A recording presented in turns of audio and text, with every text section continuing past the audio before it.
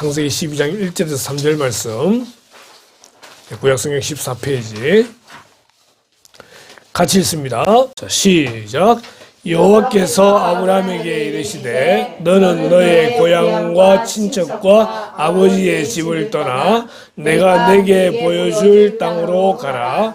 내가 너로 큰 민족을 이루고 내게 복을 주어 내 이름을 창대하게 하리니 너는 복이 될지라. 너를 축복하는 자에게는 내가 복을 내리고 너를 저주하는 자에게는 내가 저주하리니 땅의 모든 족속이 너로 말미암아 복을 얻을 것이라 하신지라. 아멘. 자, 바벨탑 아브라함, 이삭, 야곱, 요셉. 네. 아마 아브라함까지 갈지도 모르겠지만 어쨌든 다 끝까지 한번 가는 걸로 해보겠습니다. 성경 목록과는 다음 주에 보도록 하겠습니다. 자, 우리 지난번에 노아 방주를 봤었죠. 그래서 노아 방주 홍수 사건은 실제적인 사건이고 이로 인해서 노아의 가족 8명의 새로운 기원이 시작이 되었다라는 이야기를 나누었습니다. 노아와 노아의 가족이 전부 8명이었는데 그 8명 가운데 아들이 3명이죠. 노아와 그의 아내 아들 3명, 자부 3명. 그 아들 3명의 이름이 셈과 함과 야벳입니다. 자, 그런데 창세기 10장에서는 이들의 족보를 이야기하면서 가장 막내인 야벳의 자손부터 족보를 이야기합니다. 그래서 오늘 앞에 보시게 되면은요, 셈과 함과 야벳이 있게 되고, 야벳에서 고엘, 마곡, 마대, 야완, 두알, 메색, 디라스, 그리고 고멜의 자손들 이야기 나오고, 야완 자손들 나오면서, 여기서 야벳의 족보는 끝.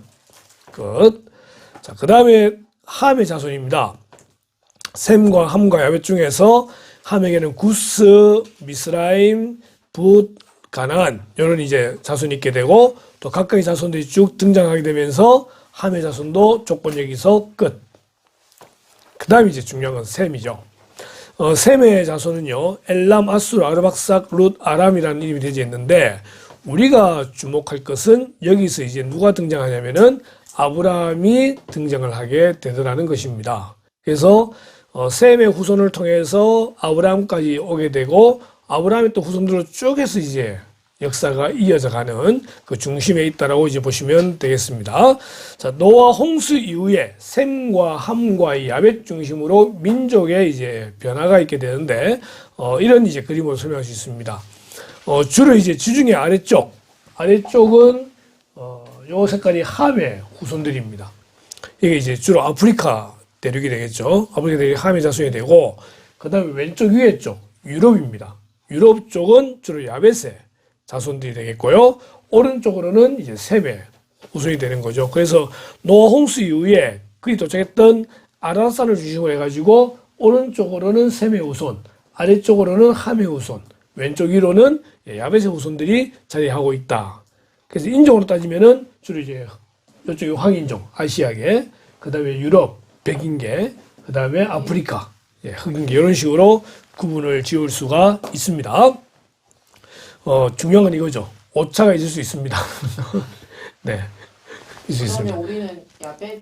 우리는 셈 쪽으로 넘어오는 셈의 후손이 되는 거죠. 그래서 우리가 그 어원을 따질 때 우랄 알타이 어족이라고 하잖아요. 그죠? 그게 셈족이 언어거든요. 예. 그 언어에 대해서 좀 이따 다루게 되겠습니다. 자, 홍수 세계는 새로 시작되었으나 하나님의 명령대로 살지 않고 하나님을 무시하고 거대한 바벨탑을 쌓았다라는 것입니다. 오늘 바벨탑 이야기 좀 이따 들어가겠습니다. 그들은 하나님께로부터 독립해서 세계적인 제국을 설립할 계획이었다. 이 자료는 지난주에 다뤘던 자료이기 때문에 3장의 마지막 부분을 보시면 바벨탑이 나와 있습니다. 피조물인 사람들이 하나님의 지위에 대한 도전이었으므로 하나님은 이러한 악을 심판하심에 있어서 언어의 혼돈을 내리시어 멀리 흩어지게 하셨다는 것입니다. 그 후에 인종은 셈, 함, 야벳에 각기 다른 말 하는 백성들로 분리되어 셈의 자손은 동쪽으로 가서 아라비아에 정착했으며 함의 자손들은 아프리카에 정착을 했고 야벳 자손들은 유럽 지역에 정착을 하게 되었다라는 것입니다. 자, 먼저 먼저 바벨탑 사건부터 보십시다. 바벨탑을 지은 목적이 뭐냐면은 11장 4절에 보니 하늘에 닿게 하여 우리 이름을 내고 온 지면에 흩어짐을 면하자. 흩어짐을 면하자. 자, 이게 이제 무슨 문제가 있느냐라고 할 때 하나님께서 노아가 이제 방주에서 나오고 난 다음에 주셨던 명령이 있습니다. 아담에게 주셨던 것과 똑같이 생육하고 번성하여 땅에 충만하라 명령을 주셨기 때문에 이들은 흩어져야 되는 겁니다. 두 번째, 무지개를 보여주시면서 내가 다시는 세상을 물로 심판하지 않겠다라고 했기 때문에 그 약속을 믿어야 되는데 지금 이들은 하늘에 닿음으로써 비가 와도 우리가 망하지 않을 정도의 그런 탑을 쌓자. 그러니까 이 바벨탑이라는 것은 결국은 하나님의 명령에 불순종하고 하나님의 약속을 믿지 않는 불신앙이었다라고 하는 것입니다. 그래서 그들이 탑을 쌓게 되는 거죠. 그 탑을 쌓게 될 때 하나님께서 그들의 말을 흩어버리시게 되는 겁니다. 자, 하늘에 닿게 하자. 그래서 우리 이름을 내자. 이 결국은 뭐냐면 자기들의 영광을 나타내려고 하는 거예요. 보십시다. 사람들은 스스로를 영화롭게 하려고 한다는 겁니다. 남들에게 자기를 알려주기를 원하는 마음으로. 그래서 하늘까지 닿게 해서 이름을 내자. 이게 왜 문제가 되냐면은 하나님이 사람을 창조하신 목적이 있다는 거예요. 그 목적은 하나님을 영화롭게 하는 거예요. 사람은 하나님을 영화롭게 하기 위해 지음받았는데도 불구하고 지금 이 사람들은 자기 스스로를 영화롭게 하려고 하기 때문에 하나님께서 그들에게 징계를 내리시게 되는 거죠. 자, 바벨탑은 이런 모양으로 생겼다고 이야기합니다. 이게 이제 돌아가는, 흔히 말하는 지구라트라고 하는 건데, 이런 이제 그림들로 설명하고 있습니다. 자, 이렇게 지어 올려가고 있는데, 하나님께서 그들의 말을 흩어버리시게 되죠? 어떤 일이 생기게 됩니까? 벽돌 달라 했는데, 지푸라기 주고, 이런 일이. 서로 말이 들리는데 전혀 다른 말이 들리니까, 무슨 말 하는지 모르잖아요. 우리가 길 가다 영어를 듣거나, 일본어 듣거나, 중국어 듣거나, 베트남어 들으면은 무슨 말인지 모르잖아요. 그죠? 그것처럼 말이 완전히 흩어져 버린 거예요. 흩어져 버린 거예요. 다시 보십시다. 바벨탑의 목적. 자신의 이름을 내는 겁니다. 흩어짐을 면하자. 하늘에 닿자. 영적 의미로는 이것이 하나님께 대한 불복종 및 권위에 도전하는 거고, 말씀에 대한 불순종, 하나님에 대한 불신앙을 포함하고 있다는 것입니다. 단지 그냥 바벨탑 사건이 하나의 사건으로 끝나는 것이 아니라 영적으로는 하나님께 도전하는 것을 바벨탑이라고 말합니다. 그래서 지금도 바벨탑이라는 용어를 쓸 때는 하나님께 도전하거나 신에게 도전하는 것을 인간의 바벨탑이라고 이야기합니다. 자, 이제 중요한 건 이거죠. 이렇게 되어져서 말이 서로 나뉘게 되었습니다. 말이 나뉘게 되었습니다. 흩어짐을 면하자라고 했는데 그 말 때문에 말 맞는 사람들끼리 흩어지게 되는 겁니다. 그래서 그곳의 이름을 뭐라 그러느냐? 바벨이라고 부르는 겁니다. 바벨은 혼잡하다, 흩어지다 이런 의미를 가지고 있습니다. 그럼 여기에 대한 해결점이 뭐냐는 거예요. 지금부터 수천 년 전에 성경적으로 6,000년 전에 바벨탑을 지어서 언어가 다 흩어졌는데 그럼 흩어진 언어를 다시 회복하거나 해결하는 방법이 있냐고 할 때에 사도행전 2장 4절에 거기에 대한 답을 줍니다. 오순절날 제자들이 모여서 기도하고 있다가 성령을 받았어요. 성령을 받았는데 성령 받고 난 다음에 나타난 특징이 방언입니다. 방언을 하게 되는데 세상에 그 방언을 사람들이 알아듣더라는 겁니다. 베드로가 공회에 나가서 설교를 하는데 거기 수많은 나라 사람들이 모여들었어요. 그런데 그들에게 베드로가 설교하는데 성령의 감동으로 설교하는데 각 나라 사람들이 자기 나라 말로 그 말을 알아듣더라는 것입니다. 이게 방언이에요. 방언.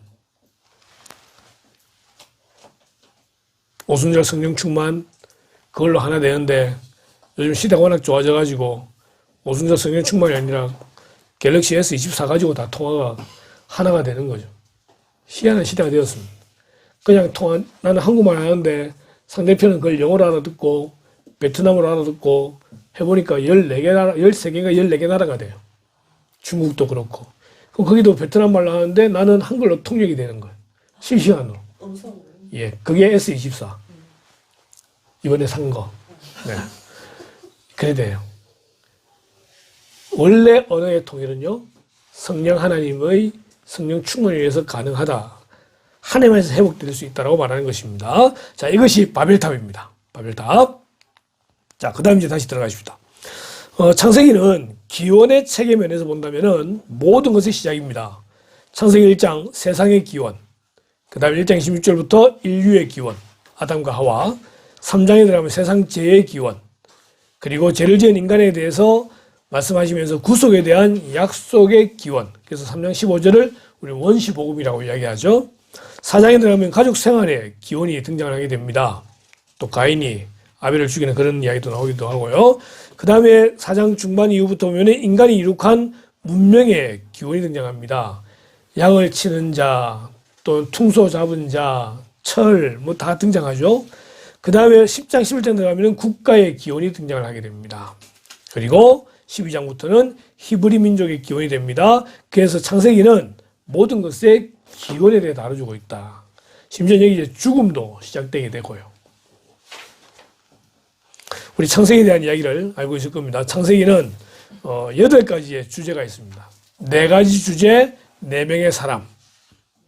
첫 번째 창조, 두 번째 타락, 세 번째 노아 홍수, 네 번째 바벨탑까지가 4개의 사건이었고, 이제 오늘 살펴볼 사람은 아브라함, 이삭, 야곱, 요셉입니다.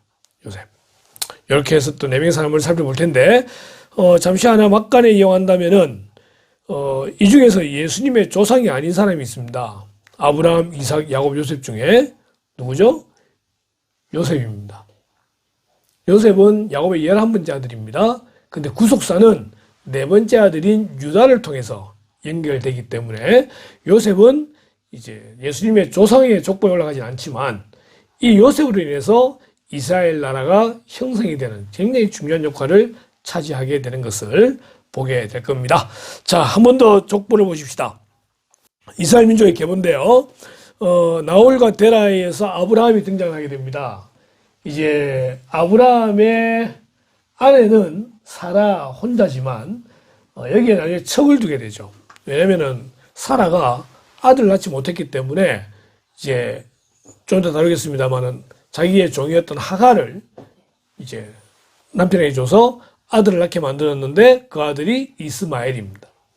이 이스마엘이 육신적으로는 지금의 중동 지역의 조상이 되고요. 종교적으로는 이슬람교의 조상이 됩니다. 그렇기 때문에 이슬람교의 코란을 따라 올라가게 되면은 누가 등장하냐면은 아브라함이 등장을 합니다. 등장을 합니다. 자, 그 다음에 이제 약속의 아들은 이삭이죠. 사라와의 사이에서 이삭이 태어나게 되고 이삭과 리브가의 사이에서 야곱과 에서가 태어나게 됩니다. 지금 야곱이 위에 있지만 형은 에서죠. 에서가 이제 있고 에서는 에돔의 조상이 되어지고요. 또 야곱은 2명의 아내를 두게 됩니다. 레아와 라헬입니다. 이 둘이는 외삼촌 라반의 딸입니다. 딸이었는데 야곱이 누굴 좋아했냐면은 라헬을 좋아했다는 거죠. 라헬과 결혼하겠다고 했는데 나중에 결론적으로는 삼촌이 야곱을 속이고 레아와 결혼시키게 되는 겁니다. 그런데 야곱은 여전히 마음이 라헬에게 있다는 거죠. 그래서 다시 또 일을 해서 라헬과 결혼하게 되는데 이제 처음에 아들을 낳은 게 레아입니다. 레아가 아들 루벤, 시몬, 레위, 유다를 낳았어요. 4명 아들 낳았어요. 근데 분명히 야곱이 라헬을 더 사랑하는데 라헬은 아들을 낳지 못하는 거예요. 그러니까 자기의 종인 빌하를 줘서 아들을 낳게 한 게 단과 납달리입니다. 그러니까 언니 레아가 보니까 동생이 별 희한한 짓을 하거든요. 그래서 자기도 자기의 여종인 실바를 줘가지고 갓과 아셀을 낳게 만듭니다. 그러고 난 다음에 다시 하나님께 레아 태를 여셔가지고 아들 둘을 낳게 한 것이 이사갈과 스불론입니다. 그리고 마지막에 태어난 아들 둘이가 요셉과 베냐민입니다. 그리고 라헬은 베냐민을 낳다가 죽게 되죠. 이 중에서도 가장 중요한 인물을 2사람 꼽으라고 한다면 첫 번째가 유다고요. 또 한 사람이 요셉입니다. 요셉 때 굳이 므낫세와 에브라임이 나오는 이유는 이 둘이 나중에 우리가 여호수아를 보게 되면 지파가 나뉘게 될 텐데 그 이스라엘 지파가 전부 12개인데 레위가 빠지고 이 2개가 들어감으로써 12개를 이루게 되는 그런 모습을 보게 되거든요. 그만큼 아주 영향이 컸다라고 보시면 되겠습니다. 자, 창세기 12장을 펴시겠습니다.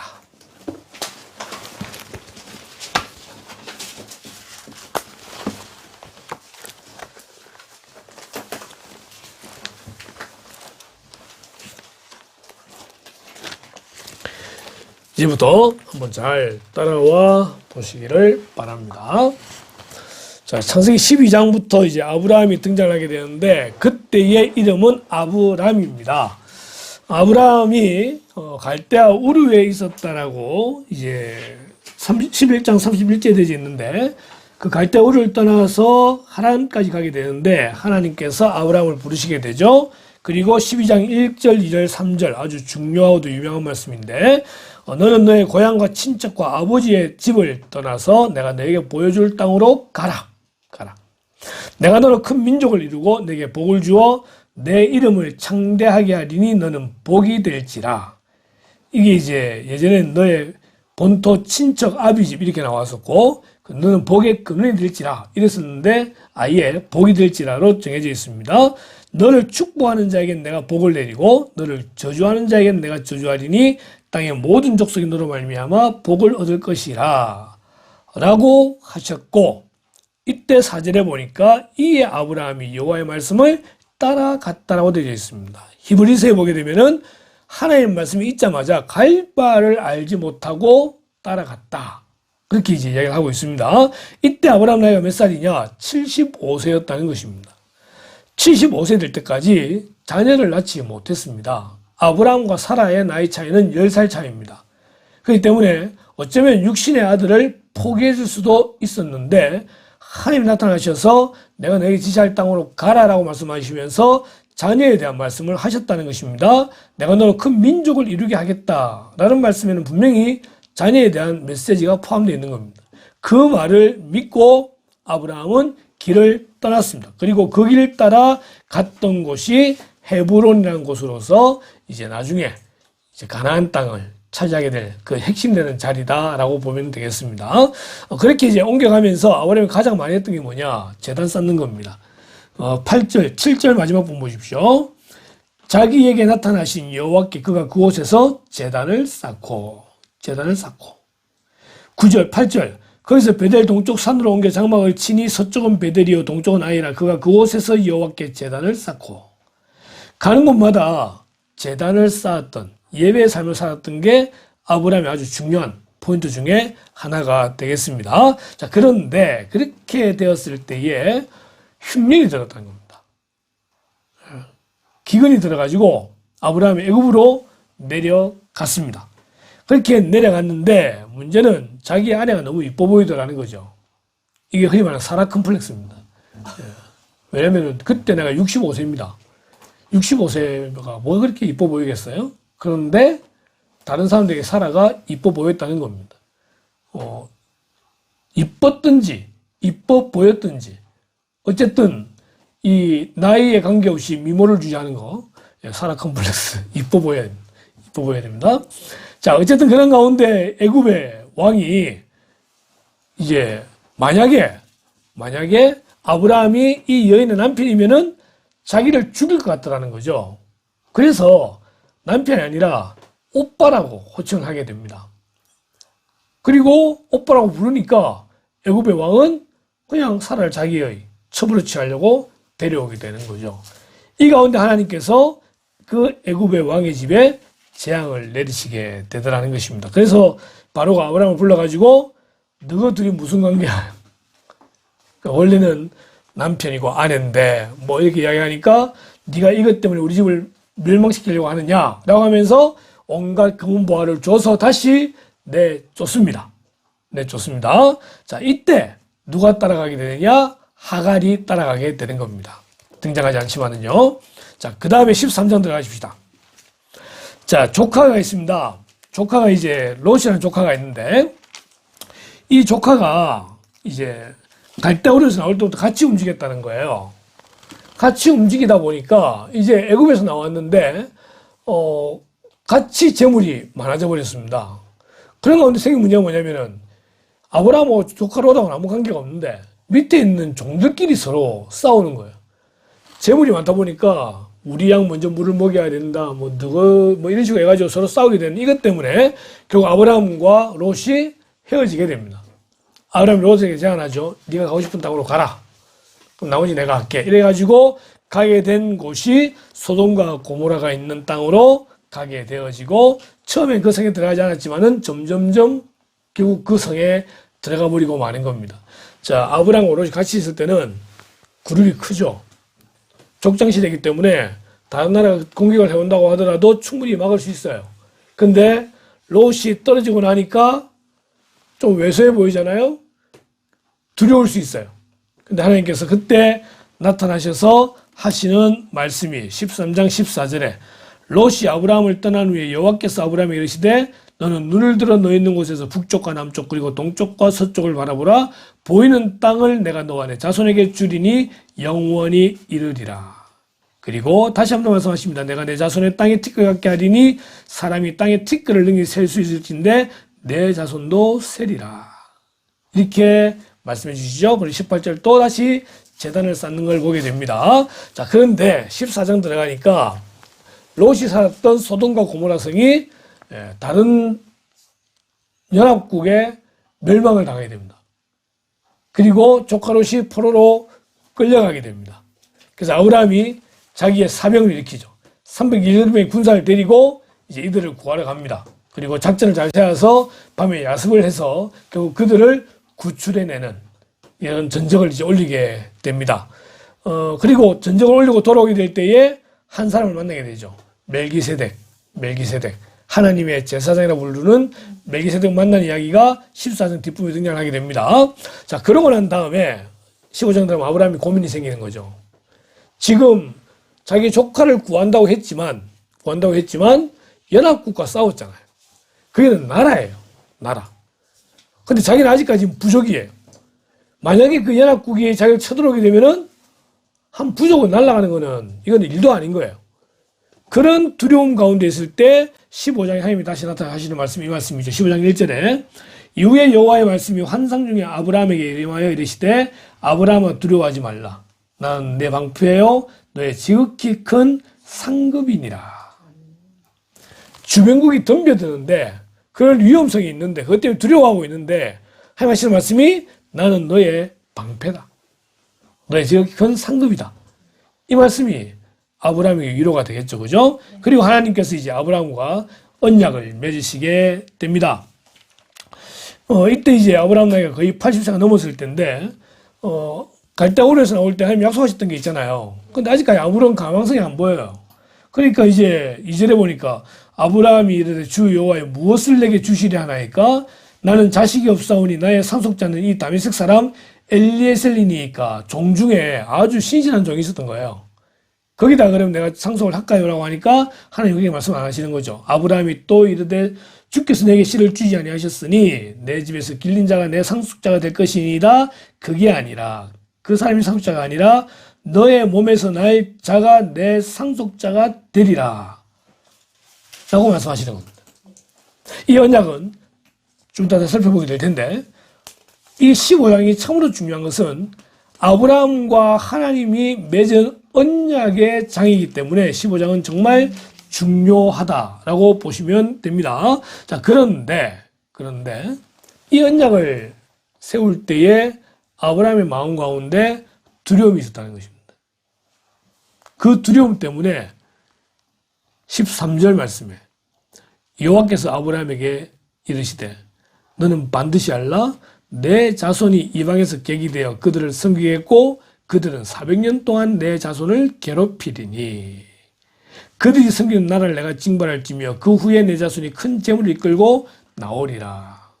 이 아브라함의 마음 가운데 있었던 두려움으로 인해서 나중에 야곱 때에 그들의 가족이 애굽에 내려오게 되는데 그때부터 400년 동안을 고통을 당하다가 모세에 의해서 다시 해방을 맞이하게 되는 거거든요. 한순간의 두려움들이 미래에 아주 큰 어려움을 겪게 만들 정도로 아브라함은 정말 중요한 위치에 있었던 사람인 것을 보게 됩니다. 그리고 16장 들어가게 되면은 하갈이 등장하죠. 사라가 생각해 보니까 아무리 생각해도 자기는 아기를 못 낳을 것 같아요.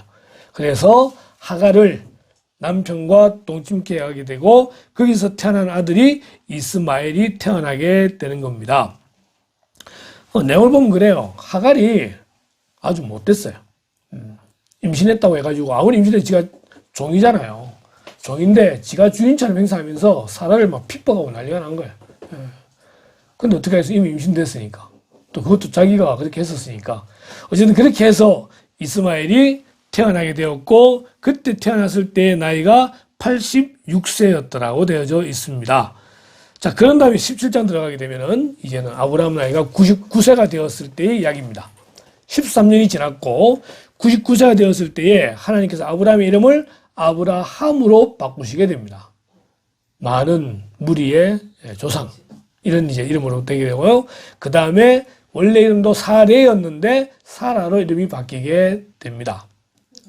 이렇게 이름이 바뀌게 되면서 또 하나의 언장의 징표를 만들기를 할례를 행하게 되는 겁니다. 이 할례라고 하는 것은 지금의 그런 그 남자들의 포경수술과 같은 건데, 남자들의 성기의 끝을 잘라내물이 해가지고 언약을 세우는 겁니다. 당시에 다른 나라에도 할례를 행하는 나라가 있었습니다. 없었던 게 아니에요. 그러나 이 당시에 특별히 할례를 행하면서 아브라함의 모든 후손의 남자들은 할례를 행함으로 하나님의 자손이고 하나님의 백성인 것을 표시했다는 거예요.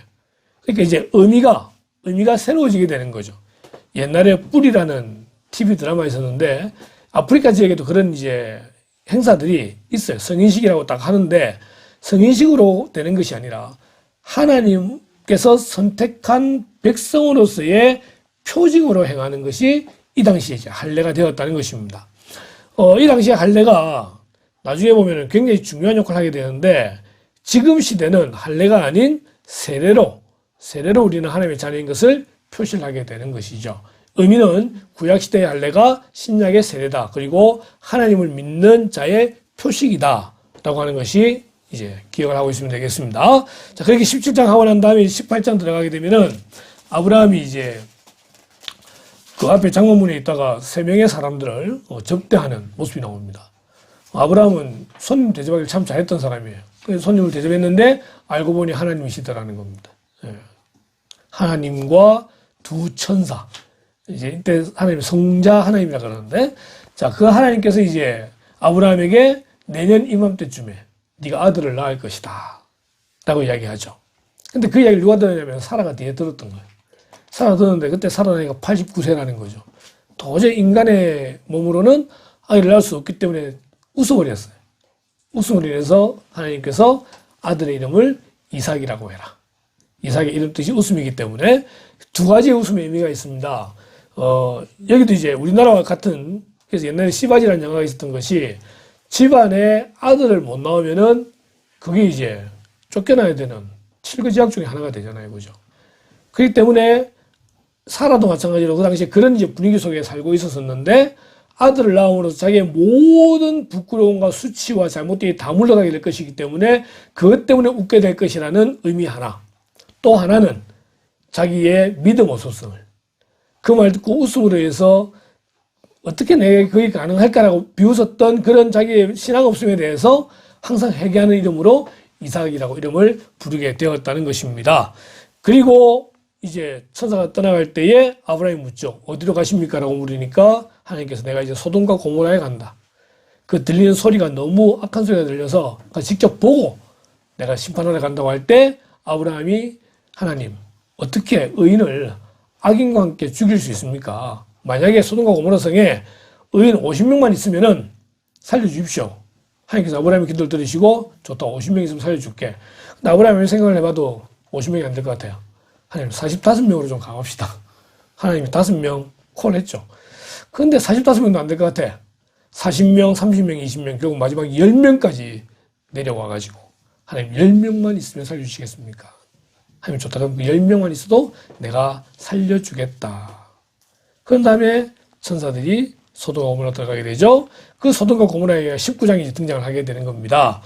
소돔과 고모라에 들어가서 봤을 때에 그곳은 이미 동성연애가 판을 치고 있었고, 그런 악한 가운데서 하나님께서 이제 그 조카인 롯의 가족을 구원하기 위해서 롯과 그의 아내와 두 딸을 데리고 이제 나옵니다. 나오면서 멀리 가야 되는데 도저히 멀리 갈 자신이 없어서 저기 보이는 저 성, 소아리안 성까지 가겠다고 할 때 천사가 허락을 했죠. 대신 조건이 뭐냐면은 뒤에서 어떤 소리가 들린다 할지라도 절대 뒤돌아보지 말아라고 했는데 결국은 가다가 그 롯의 처가 뒤를 돌아보게 되었고 그대로 굳어버림으로써 지금도 소돔과 고모라가 있었다고 하는 그 지역 주변에 전부 다 소금으로 되어 있는 그런 지역이 있고 아마도 롯의 처일 거다라고 보는 모습의 소금 기둥이 있는 것을 보게 됩니다. 그렇게 해서 이제 아버지와 두 딸이 소알이라는 성까지 가게 되었죠. 갔는데 이 두 딸은 약혼자가 있었는데 그 약혼자들이 소돔에서 안 나오고 다 죽었다는 거예요. 다 죽고 나니까 이제 이 두 딸은 자기는 시집 갈 수 없다라는 생각을 했던 모양인가 봐요. 그래서 생각을 해냈던 것이 밤에 그 아버지가 롯이 잘 때 아버지와 성관계를 맺고 아기를 낳게 되는데 그 아들이 모압이 아니고 모압과 암몬이라고 하는. 그래서 큰 딸이 모압을 낳고 작은 딸이 암몬을 낳아서 그들의 조상이 되게 됩니다. 나중에 보면 이 모압과 암몬이 어떤 지역입니까? 이스라엘 백성이 출애굽해서 가게 될 때에 가나안 땅을 들어가기 전에 있던 곳이 모압입니다. 그리고 암몬 땅을 지나면서 원망하는 바람에 그들이 불뱀에 물리게 되는 그런 일이 벌어지게 되죠. 이 모압과 암몬이 나중에 가나안과 원수가 됩니다. 원수지간인데 알고 보면은 원수지간이 아니라 사실은 형제지간이 되는 거죠. 근데 그런 형제지간인데도 불구하고 이런 원수가 되어져 있던 것을 이제 19장에서 출발점을 볼 수 있습니다. 그 다음에 20장에 들어가면은 다시 이제 아브라함이 그랄에 내려가는데 에돔에 있었던 똑같은 잘못을 저지르게 됩니다. 자, 이때 사라의 나이가 90세가 넘었습니다. 근데도 여전히 그랄 왕 아비멜렉이 볼 때에 사라가 이뻐 보였던 모양인가 봐요. 그래서 그 아비멜렉에게 아내를 안 뺏기고 자기는 살려고 하기 위해서 또다시 동생이라고 하는 똑같은 일이 벌어지게 됩니다. 여러분, 죄는요, 계속 반복합니다. 계속 반복합니다. 어리석죠. 자, 21장 들어가십시다. 21장에 하면은 이삭이 출생하게 됩니다. 아브라함 100세, 사라 90세. 드디어 이삭이 출생을 하게 됩니다. 그리고 이제 이삭에 대해서 계속 이스마엘이 짓궂게 하고 괴롭히고 하니까 하갈과 이스마엘이 쫓겨나게 되는 이야기가 21장에 등장을 합니다. 자, 그리고 난 다음에 흔히 말하기를 이삭 나이 17세로 이야기하는데 하나님께서 아브라함에 나타나셔가지고 아브라함에게 이삭을 바치라 명령하시게 됩니다. 이삭을 바치라. 아브라함은 그 말을 이해할 수 없었고 아닐 거야라고 생각을 했겠지만 결국 그 말씀대로 다음날 이른 아침에 이삭을 데리고 하나님 말씀하셨던 모리아 산으로 길을 가게 됩니다. 그것도 바로 죽이라고 하면 또 모르는데 3일 길을 가라 그렇게 얘기하잖아요. 옛날 천지창조라는 영화를 보게 되면은 이 아브라함이 이삭을 데리고 3일 길 가는데 그 중에 이제 소돔과 고모라도 거쳐가기도 하고 다 거쳐가는데 가면서 이삭을 볼 때마다 얼마나 힘든지 몰라요. 죽여야 되는데 번제라는 거는 불태워 드리는 거기 때문에 100세 때 얻은 아들이에요. 그 정말 눈에 넣어도 아깝지 않은 아들을 바치라. 모르겠어요. 아브라함 생각에 하나님은 그런 분이 아니기 때문에 분명히 가면은 살려주실 거야. 또 분명히 자손을 하늘의 별과 같이 많게 하겠다 하셨기 때문에 뭐 또 다른 아들 주시겠지 라는 그런 믿음이 있었는지 모르겠지만은 그 아들을 데려가는 3일 길은 정말 힘든 시간들이었을 거예요. 그리고 모리아산에 이제 올라갑니다. 그 나무랑 횃불을 들고 올라갈 때에 이삭이 묻죠. 그 나무도 있고 칼도 있고 다 있는데 제물 어디 있냐고. 아브라함 하는 말이 하나님께서 준비하신다. 그게 여호와 이레입니다. 여호와 이레. 그리고 산에 올라갔습니다. 돌로 제단을 만듭니다. 그리고 아들 이삭을 결박할 때에 이삭은 순순히 결박당해서 그 제단 위에 올라가게 됩니다. 그리고 아브라함이 칼을 들어 찔러 죽이려고 할 때 하나님이 급하게 부르시죠. 아브라함, 아브라함아, 내가 너의 믿음을 내가 기억한다. 그리고 보니 뒤에 순양이 머리가 뿔에 걸려있는 것을 발견해가지고 그 양으로 번제를 드리게 되는 거죠. 이 22장이 정말 중요한 이유는 바로 이 이삭이 예수님을 예표하기 때문에 그렇습니다. 십자가 위에 죽으셨던 그 예수님을 예표하는 게 이 본문에 나오는 이삭이었다. 아브라함의 믿음. 그것도 중요하고. 이삭이 성경에 딱 석 장밖에 등장하지 않는데 그때 나오는 그 이삭의 믿음. 그 순한 양같이 도살장으로 끌려가는 그런 모습에 예수님의 그 십자가의 길의 모습이 바로 여기에 투영되고 있다는 것입니다. 자, 그리고 23장에 가면은 아브라함이 헷 족 에브론에게서 막벨라 굴을 돈을 주고 사게 됩니다. 그리고 이 막벨라 굴에 아브라함과 사라, 이삭과 리브가 이렇게 나중에 묻히게 되는 것을 보게 되죠. 자, 24장에 들어가면 이삭이 리브가를 아내로 맞이하게 됩니다. 어머니 사라가 죽은 거예요. 죽고 난 다음에 그 마음이 참으로 허전했었는데 그 허전할 때에 이 리브가를 통해서 그 허전한 마음이 메꾸어지게 되는데 이 리브가랑 결혼하기 위해서 이제 아브라함의 종이 바단 아람에 가서 라반의 집에 가게 되어지고 라반의 집에서 이제 그 하나님께서 정말 이 여인이라 싶으면은 가장 순적히 만나게 해주십시오라고 했는데 그때 바로 리브가를 만나게 되는 거죠. 그래서 연결시키는 거예요. 결혼은요 하나님이 인도해 주셔야 되는 거예요.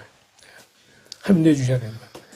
그래서 우리는 기도하는 가운데 하나님의 인도하심을 믿고 결혼을 하게 되는 거고 결혼한 이유는 그 약을 지키기 위해 최선을 다해야 되는 거고 그런 모습을 보게 됩니다. 25장 아브라함이 175세로 죽습니다. 그리고 에서와 야곱이 태어나게 되죠. 태어날 때부터 뱃속에서 서로 싸우는 걸 보게 되어지고 하나님의 예언이 있기를 두 국민이 태중에서 나누게 되는데 이 족속이 저 족속보다 강하겠고 큰 자가 어린 자를 섬기리라 라고 말씀하십니다. 즉 야곱이 이제 메시아의 족보에 올라가야 될 것을 미리 이야기해 주고 있습니다. 그리고 에서는 장남이었음에도 불구하고 이 장자의 명분이 얼마나 중요한지를 몰랐습니다. 그래서 팥죽 한 그릇에 자기 장자의 명분을 팔게 되죠. 뭐 눈에 보이는 것도 알겠다. 지금 내가 뭐 사냥하고 돌아와가지고 배는 고프고 팥죽 하는 게 중요하지. 그 눈에 보이지 않는 장자의 명분 뭐가 중요하냐. 난 아버지한테 축복받으면 된다. 이렇게 해가지고 팔게 되는 것을 25장에서 볼 수 있습니다. 자, 그리고 이삭. 아까 우리 24장, 25장 봤는데 26장에 들어가게 되면 이삭이 이제 그날에 거주하는 걸로 해서 요 세 장의 이삭의 내용이 등장을 하게 됩니다. 야곱. 자, 이삭이 그날에 거주하는 거 역시 똑같습니다. 아브라함이 지었던 그 실수를 또 하게 됩니다. 이삭도. 죄는 때를 이어가는 걸 볼 수 있습니다. 자, 이제 그 다음에 야곱에 대해서 다루게 되는데 27장에 이삭이 야곱에게 축복하게 되죠. 원래는 야곱에 축복하려고 했던 게 아닙니다. 에서에게 축복하려고 했는데 그것을 리브가가 듣고서는 이제 야곱에게 요리해와라. 이래가지고 대신 들어가도록 만들고 그 몸에 양의 털을 붙여서 이삭이 튼 것처럼 그렇게 해서 아버지 이삭을 속여서 축복을 받게 됩니다. 이게 문제가 되는 것은 뭐냐면은 그냥 가만히 있어도 이미 엄마 뱃속에 있을 때 하나님께서 큰 자가 작은 자를 섬기겠다는 이야기를 했습니다. 그러면은 그 순리에 맞도록 기다리는 게 필요합니다. 인도하심에 대해서. 근데 야곱은 또 리브가는 한 발 더 나서가지고 이걸 갖다 자기 쪽으로 끌어오려고 인간의 꾀를 사용하게 되는 거죠. 결국 아버지를 속이게 되잖아요. 이것 때문에 고향을 떠나게 되고 엄마의 죽음을 못 보게 됩니다. 야곱이 그렇게 되는 거죠. 어쨌든 그렇게 해서 축복을 하게 되고 28장에 가면은 이제 야곱이 도망치게 됩니다. 형 에사가 자기를 죽이려고 하기 때문에 도망쳐서 바단 아람에 있는 외삼촌 집으로 도망하게 됩니다. 그렇게 도망을 하다가 28장에서 드디어 야곱이 하나님을 만나게 되는 겁니다. 하나님은 그 가나안 땅 쪽에 계시는 하나님이지 나랑 관계없는 거예요. 은혜 입장으로 보면 하나님은 엄마와 아빠의 하나님이지 내 하나님이 아닌 거예요. 교회로 오라고 하니까 교회 가긴 하고 뭐 며칠 하라고 하긴 하는데 그게는 엄마 아빠 하나님이지 내 하나님 아니야 라고 했는데 은혜가 어느 날 하나님을 만나게 되는 거예요. 아멘. 그게 야곱이에요. 야곱은 진짜 하나님이 아브라함의 하나님이고 이삭의 하나님이지 내 하나님은 관계없어요. 내 하나님 아니야.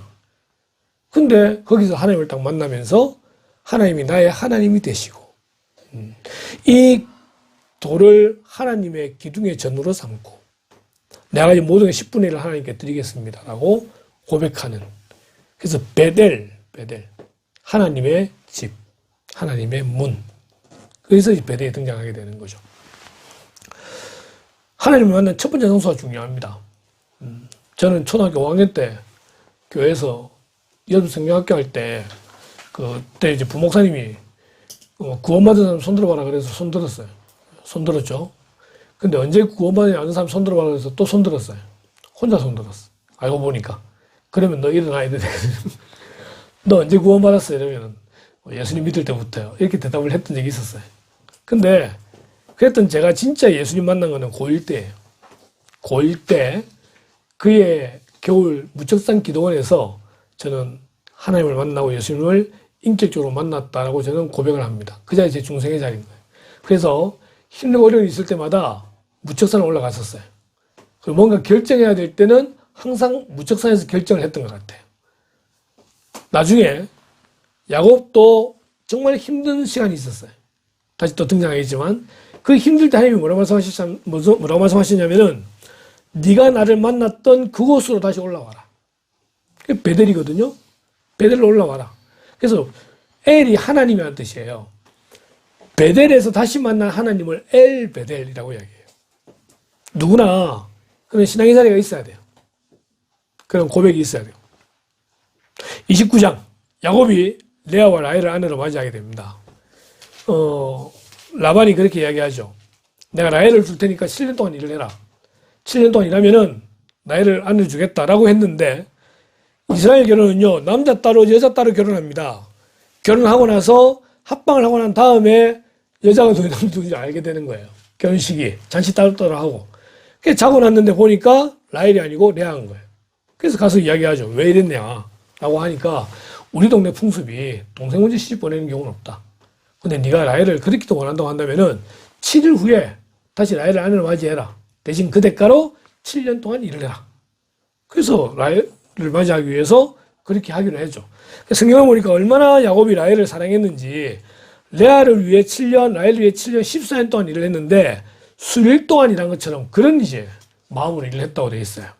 얼마나 라헬을 사랑했는지 볼 수 있습니다. 그래서 르우벤, 시몬, 레위, 유다가 출생을 하게 되고요. 30장에 아까 얘기했던 것처럼 라헬이 자기의 여종 비라를 줘서 단과 납달리 태어나고요. 또 레아가 자기 종인 실바를 줘서 각과 아셀 태어나게 되고요. 그 다음 레아가 이삭을 스불론 낳게 되고 요셉과 베냐민을 낳게 되는데 베냐민은 나중에 이제 등장을 하게 되겠습니다. 자, 그런데 그 다음에 야곱이 라반과 품삯을 정하는 거예요. 지금 14년 동안은 라헬을 위해서 자기가 일을 했는데 이제 뭔가 좀 벌어야 되겠다는 겁니다. 그래서 이제 품삯을 정하는데 이 품삯 정하는 게 이제 지원을 말하면 근로계약서를 작성하는 건데 정말 터무니없는 그런 근로계약서를 작성하게 되는 거죠. 말이 안 되는 그런 근로계약서를 작성하게 됐는데 또 그래놓고 나중에 또 라반은 10번이나 이것을 또 번복을 하게 됩니다. 그런 가운데서도 하나님께서는 야곱에게 복을 주셔가지고 풍성한 재물을 얻을 수 있도록 그렇게 만들어 주시게 됩니다. 그러던 가운데 점점 이제 재산이 많아지게 되니까 외삼촌과 사촌들이 이제 두려워지기 시작하는 거예요. 그래서 야밤에 하나님이 가라라고 해서 이제 출발하게 된 장면이 31장입니다. 그렇게 하면서 야곱을 또 이제 쫓아가죠. 라반이 쫓아가가지고 만나려고 하는 하나님께서 그 밤에 야곱 건들지 마라 말씀도 하시고 그런 가운데 서로 언약을 세우는 장면이 31장에 등장합니다. 그리고 32장에 들어가게 되면은 야곱이 이제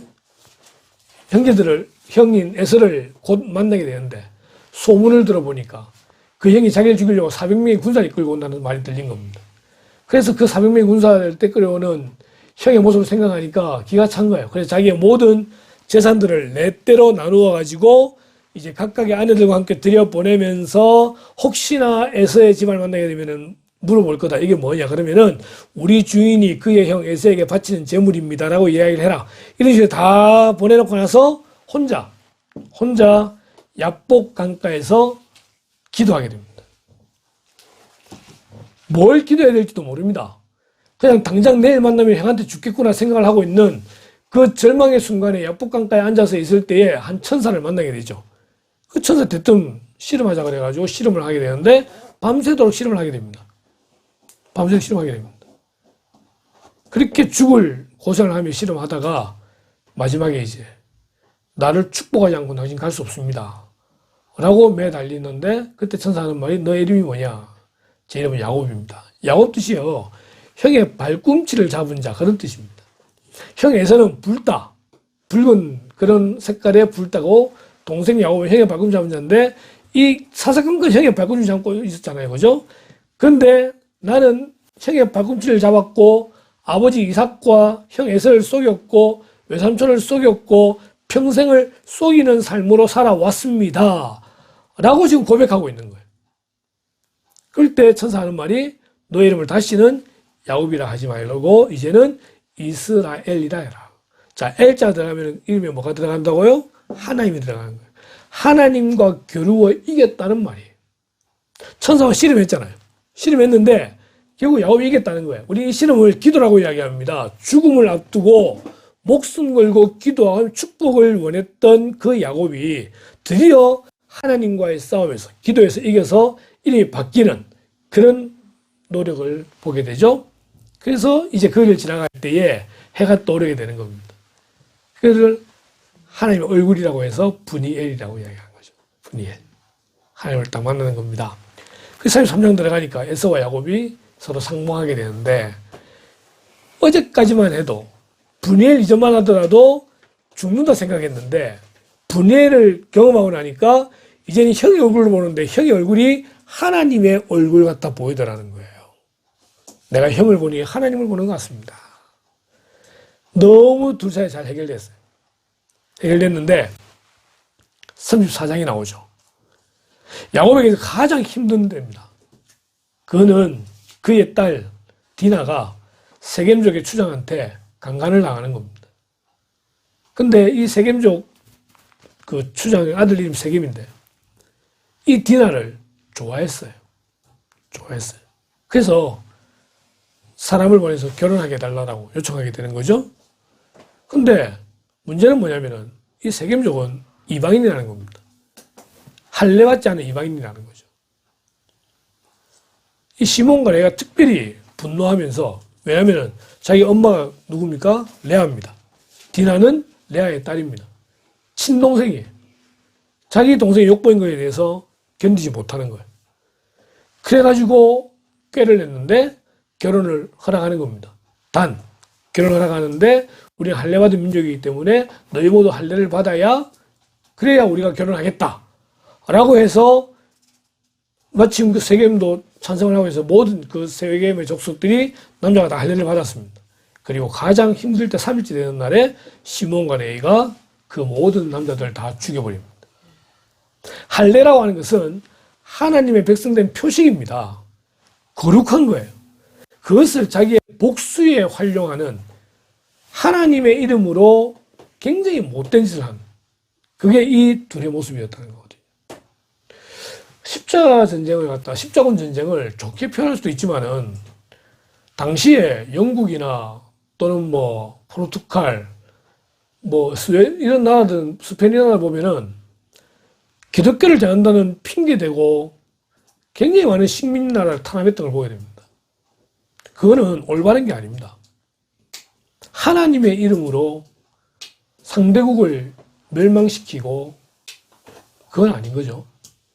이 시몬과 레이가 그렇게 했어요. 그래서 나중에 이 시몬과 레이가 야곱의 축복 때에 저주 아닌 저주를 받게 되는 걸 보게 됩니다.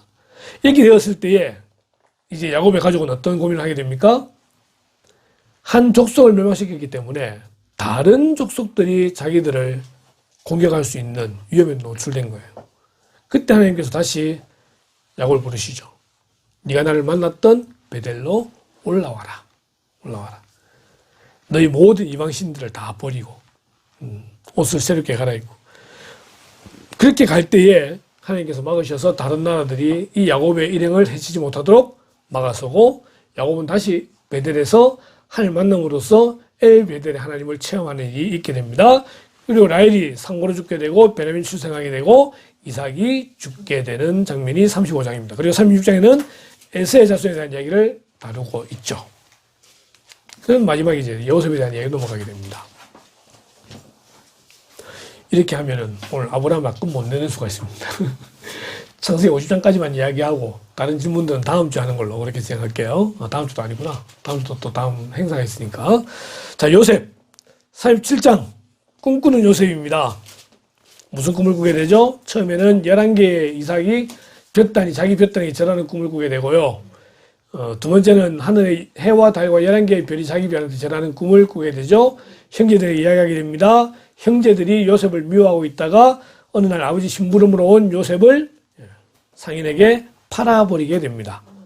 그렇게 해서 팔려간 요셉의 이야기가 한 장을 건너뛰게 되는데 38장에는 유다에 대한 이야기가 등장합니다. 아까 중요한 인물 둘이가 있다고 그랬죠? 하나가 요셉, 또 하나가 유다. 왜냐하면 유다가 예수님의 족보에 올라가기 때문에 그렇습니다. 근데 그 족보에 올라가는 장면들이 지금 우리 생각으로 생각하게 되면은 너무 비윤리적입니다. 왜냐하면은 자기의 며느리가 다말이라는 며느리가 있습니다. 이 다말과 엘이 있는데 이 엘이 남편, 아들, 그러니까 유다의 아들이고 그리고 엘과 결혼한 다말이 며느리입니다. 근데 엘이 죽었어요. 하나님 앞에 징계받아 죽었어요. 그러면은 이때는 아니지만 나중에 이제 출애굽기를 얘기 나오면 고엘 제도라는 게 나옵니다. 그거는 집안의 혈족을 유지하기 위해서 형이 만약에 아들 낳지 않고 죽었으면은 형수와 동생을 통해서 또 다른 후사를 보는 겁니다. 후사를 보는데 아들은 이렇게 낳았지만 혈통은 형의 혈통을 통해서 가는 제도예요. 그러니까 오나니 보니까 자기가 아들을 낳아봤자 형 엘의 자손이지 내 자손이 아니다 이거죠. 그래서 정상적인 관계가 아닌 땅에 설정을 하게 되는데 그로 인해 또 죽게 됩니다. 하나님이. 근데 그 다음 이제 아들은 아직까지 완전 애예요. 셀라라는 애가. 다말이 보니까 내가 언제까지 기다려가 쟤하고 내가 아기를 낳겠나 싶어가지고 있다가 결국 창녀의 행세를 통해서 시아버지인 유다와 관계를 맺게 됩니다.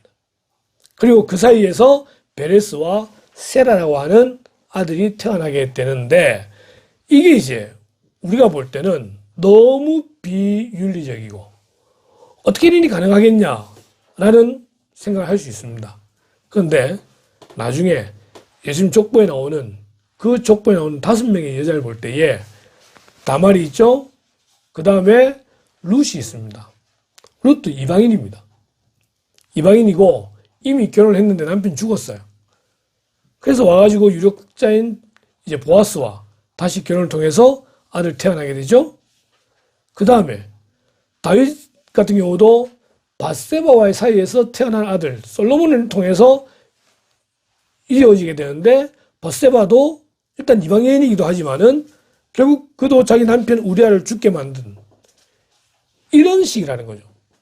결국은요 완벽한 사람 없어요. 없고 하나님은 그 모든 과정 속에서 가장 최상의 것을 만들어내시는 분이시다라고 하는 것입니다. 우리가 다 부족하고 우리도 다 자격이 없고 그래도 불구하고 하나님 우리를 자녀 삼아주셨고 백성 삼아주셨고 하나님 일을 맡기신다는 거죠. 맡기신다는 거죠.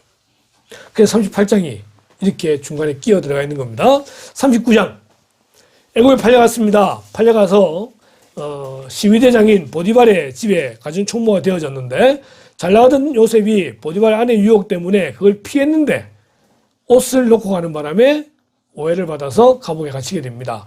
오해를 받았다고 말하지만 우리가 많은 자료를 보게 되면은 이미 보디발도 그게 뭐가 문제인지 알고 있습니다. 알고 있지만 자기의 아내를 책망한 것이 아니라 요셉을 감옥에 가두게 되는 거죠. 우리는 볼 때 왜 이런 일이 생기느냐. 아무 죄도 없는데 애굽에 팔려가서 아까 우리 지도를 봤지만은 아시아인이 아프리카에 간 거예요. 표가 나잖아요. 그러니까 노예로 끌려가가지고 일을 하는 그렇게 일을 잘해가지고 건조 충분했으면은 그냥 해피엔딩 끝나면 되는데 거기서 유혹을 이겼다는 그것 때문에 다시 감옥 가는 아주 이상한 상황이 생기잖아요. 그냥 감옥에 갔는데 거기서 누굴 만납니까? 두 관원장을 만나게 됩니다. 왕의 술 맡은 관원장, 떡 굽는 관원장. 꿈을 해몽해 주었습니다. 꿈을 해몽해 줬는데 그 꿈을 해몽한 다음에 마침 그래도 그 사람에게 이야기해서 난 아무 죄가 없는데 들어왔다. 그러니까 좀 풀려나게 해달라. 라고 했는데 그 사람 너무 기분 좋아서 그걸 까먹어버린 거예요. 나가가지고. 죽은 사람 말이 없으니까 떡 굽는 관원장은 죽었고 술 맡은 관원장은 살아있는데 깜빡하고 있다가 41장에 들어가니까 바로 꿈을 꾸게 되었다는 거죠. 어느 누구도 그 꿈을 해몽 못하는 거예요. 해몽 못할 때에 술 맡은 관원장이 옛날에 요셉을 기억하고 그를 다시 불러내는 겁니다. 마침 그 감옥은 정치범을 수용하는 감옥이고 그 수용하는 감옥이 보디발의 집에 있는 감옥이었기 때문에 어느 누구도 요셉을 터치할 수 없었어요. 그렇게 2년간을 있다가 요셉이 나와서 꿈을 해몽하게 되었었고 그 꿈의 해몽과 함께 대안을 제시했을 때에 왕이 요셉을 애굽의 총리로 세우게 됩니다. 그리고 42장 들어가면은 그 7년간의 풍년담이 있게 된 7년의 훈련이 너무 힘들었기 때문에 이스라엘에도 영향을 미쳐서 가나안 땅에서 요셉의 형들이 애굽으로 오게 됩니다. 와서 애굽 총리한테 절을 하게 되는데 요셉은 이미 알고 있죠. 누군지. 형들은 모르는 거예요. 근데 요셉은 지금 그 절하는 순간에 뭘 깨닫게 될까요? 11개의 볕단이 11개의 별들이 자기한테 절하는 꿈을 다시 한번 기억하는 거예요. 어쩌면 지금까지 20년 이상의 세월 동안에 요셉이 그 꿈을 계속 간직하고 있었는지는 모르겠어요.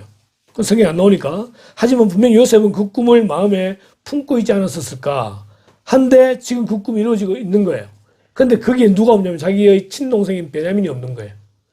혹시나 이 형들이 자기처럼 베냐민을 때리고 내지는 팔고 죽이고 이렇게 하지 않았을까 싶어서 막 마음을 졸이고 있는데 이 형제들끼리 하는 말을 들어보니까 요셉을 팔고 난 다음 그들이 후회했었고 그 잘못함으로 인해 가지고 아버지를 더 잘 숨기고 베냐민을 잘 줬다는 말을 듣게 된 거예요. 그래도 모르니까 라고 하면서 진짜 너희들의 동생이 있다고 한다면은 스파이가 아니라고 한다면 그 동생을 데려와라 라고 해서 이제 동생 베냐민을 데리고 오는 것이 43장에 있게 되는 겁니다. 아버지 이삭은 아버지 야곱은 절대 보내려고 하지 않았겠지만 그러나 흉년이 너무 심했기 때문에 더 이상 어찌할 수 없어서 베냐민과 함께 보내게 되는 거죠. 그리고 유다가 말합니다. 만약 베냐민 돌아오지 않으면 제가 대신 죽겠습니다.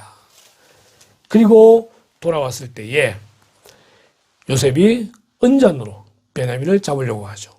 다 돌려보냅니다. 쌀도 줘서 보내고 쌀 안에 원래의 돈도 다 여서 보내고 다 보냈는데 이제 겁먹기 시작하는 거죠. 아니 도대체 왜 돈도 안 받고 이렇게 했을까라고 했을 때 뒤에 막 애굽의 군병들이 쫓아오는 거죠. 너희들이 어떻게 이렇게 할 수 있냐. 다시 잡아가서 보니까 너희들 중에 누군가가 내 은자를 훔쳐갔다. 내 종이 될 거다라고 했는데 왜 그게 이제 베냐민의 바구니에 들어가 있는 거죠. 유다가 자기가 죽겠다 이야기하는 가운데에 우리 아버지를 우리가 살려야 되는데 막 이런 이야기하는 바람에 요셉이 너무 격정이 돼가지고 형제들 두고 혼자 들어가서 막 울다가 나와서 45장에 자기가 요셉인 것을 밝히게 됩니다. 그리고 형제 상봉을 하고 난 다음에 46장에 가서는 야곱의 모든 가족들 70명이 애굽으로 내려오게 됩니다. 그리고 애굽에 내려와서 야곱이 이제 바로를 하면서 내 나그네 인생이 뭐 이렇게 쭉 이야기 이제 한 장면이 등장을 하게 되고요. 그리고 라암셋에 거주하게 됩니다. 그리고 48장 들어가게 되면은 야곱이 에브라임과 므낫세에게 축복하게 되는데 요셉의 두 아들입니다. 므낫세가 장자고 에브라임이 차자입니다. 그래서 요셉은 지금 아이들 둘을 데리고 오면서 여기에 므낫세를 앉히고 여기에 에브라임을 앉히게 됩니다. 그러면은 야곱이 축복할 때에 오른손으로 므낫세를 왼손으로 에브라임을 축복하게 되는 거니까 했는데 야곱은 손을 딱 엇갈리게 합니다. 그래서 에브라임의 오른손을 그 다음에 므낫세에게 왼손을. 그래서 요셉이 이야기해요. 아버지 그게 아닌데 하니까 그게 아닌 게 아니다 이러면서 네. 그래서 에브라임을 더 축복을 크게 하죠. 나중에 에브라임이라는 이름은요 남유다와 북이스라엘을 구분지을 때 북이스라엘을 대변하는 이름이 에브라임입니다. 그만큼 큰 이름이고요. 아까 이야기했던 레이는 각 12개 지파에 흩어져 살면서 성전 일을 하도록 만든 대신에 요셉의 두 아들인 므낫세와 에브라임이 각각의 지파가 되어져 가지고 나라를 대표하는 그런 지파가 되게 되는 것이 이때 48장에서 이제 예언되어지고 있고요. 49장 들어가게 되면은 야곱이 이스라엘 12지파의 조상이 될 12명의 아들들을 각각 축복하는 여기서 야곱의 축복이라는 게 이제 등장하게 되는 거죠. 너는 담장 너머로 뻗은 나무 여기서 나오는 겁니다. 50장에 들어가게 되면은 야곱이 죽게 되고 147세로 요셉은 110세에 죽게 됩니다. 이렇게 하면 창세기 50장이 끝나게 됩니다.